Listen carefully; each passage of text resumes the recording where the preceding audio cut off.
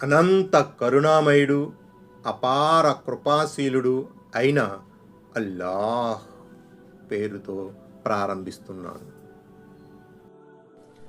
నా ఈ చిన్న ప్రయత్నంలో పొరపాట్లు జరిగితే అల్లాహ్ను క్షమించమని వేడుకుంటున్నాను. ఈ వీడియోను పూర్తిగా చివరి వరకు చూడండి. ఆయత్ నంబర్ 109.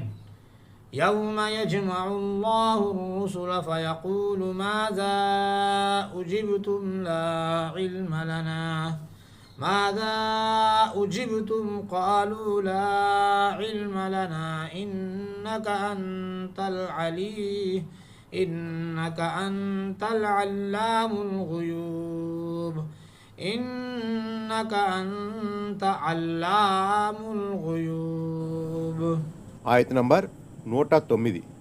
ఏ రోజున అల్లా ప్రవక్తలందరినీ సమావేశపరిచి మీకు ఏ సమాధానం లభించింది అని అడుగుతాడో ఆ రోజు మాకేమీ తెలియదు, నిశ్చయముగా రహస్య విషయాల గురించి పరిపూర్ణ జ్ఞానం కలవాడు నువ్వే అని వారంటారు.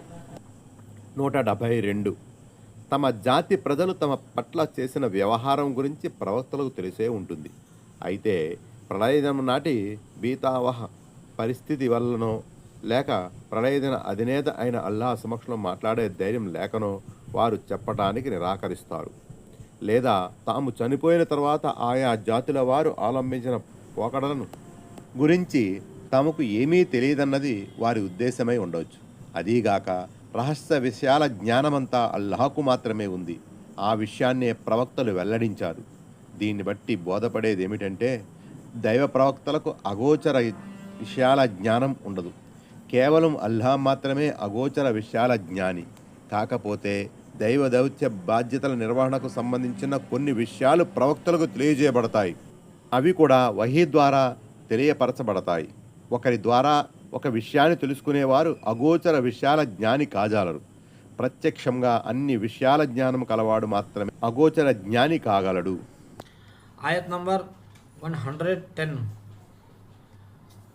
إذ قال الله يا عيسى ابن مريم اذكر نعمتي عليك وعلى والدتك إذ أيدتك بروح القدس تكلم الناس في المهد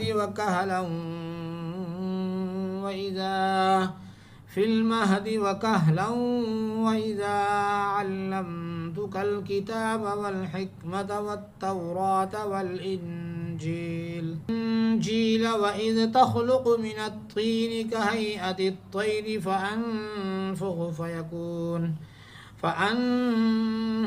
كهيئة الطير بإذني فتنفخ فيها فتكون طيرا بإذني وتبرئ الأكمه والأبرص بإذني وإذ تخرج الموتى بإذني وإذ كففت بني إسرائيل عنك إذ جئتهم بالبينات فقال الذين كفروا منهم إن هذا إلا سحر مبين.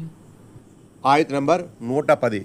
అప్పుడు అల్లాహ్ ఈ విధంగా అడుగుతాడు, మరియం కుమారుడైన ఓ ఈసా, నేను నీకు నీ తల్లికి ప్రసాదించిన అనుగ్రహాన్ని జ్ఞప్తికి తెచ్చుకో. అప్పుడు రూహుల్ ఖుదూస్ ద్వారా నేను నీకు సహాయం చేశాను. నీ ఉయ్యాలలో ఉన్నప్పుడు పెద్దవాడైన తర్వాత కూడా ప్రజలతో మాట్లాడిన వాడివి. అప్పుడు నేను నీకు గ్రంథాన్ని, వివేకాన్ని, తౌరాతును, ఇంజీలును నేర్పాను. అప్పుడు నీవు నా అనుమతితో మట్టితో పక్షి ఆకారం లాంటి దాన్ని తయారు చేసి అందులోకి ఊదగానే నా అనుమతితో అది నిజంగానే పక్షి అయిపోయేది. అలాగే నీవు నా అనుమతితో పుట్టి గుడ్డిని, కుష్టు రోగిని బాగు చేసేవాడివి.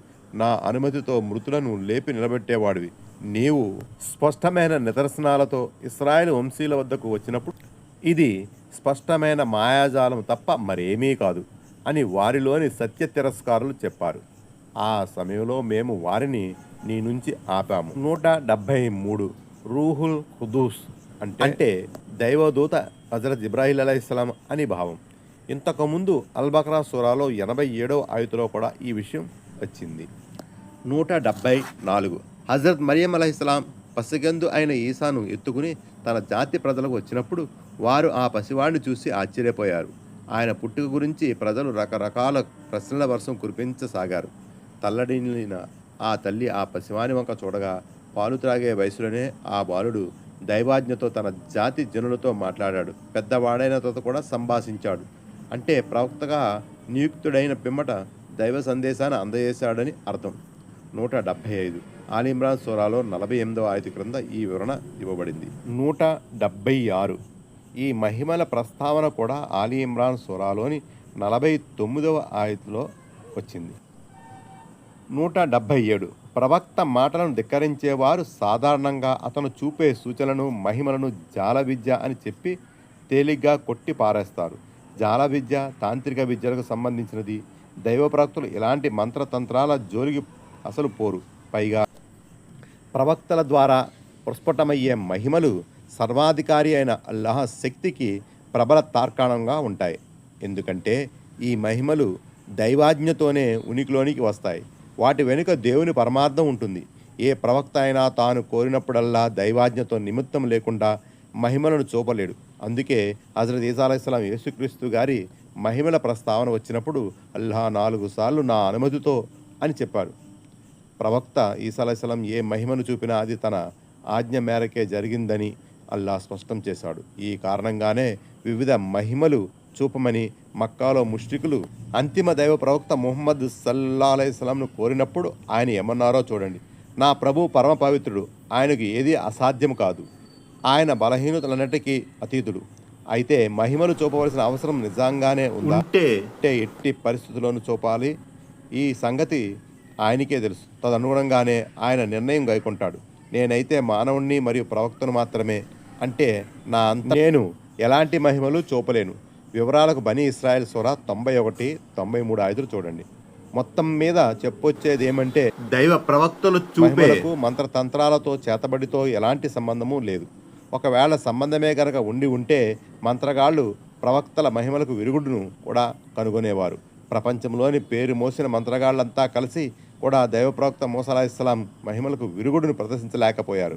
పైగా దైవాజ్ఞతో ప్రదర్శించబడిన మహిమలను తాము ఎదుర్కోలేమని తెలియగానే వారు ముస్లింలుగా మారిపోయారు. 178 యూదులు హజరత్ ఈసా అలైహిస్సలాం యేసుక్రీస్తును చంపడానికి పన్నిన కుట్ర గురించి ఈ వాక్యంలో సూచించడం జరిగింది. అల్లాహ్ వారి బారి నుంచి ఆయన్ని కాపాడుతూ ఆయన్ని ఆకాశంపైకి లేపుకున్నాడు. వివరాలకు ఆలి ఇమ్రాన్ సూరాలో 54వ ఆయతను చూడండి.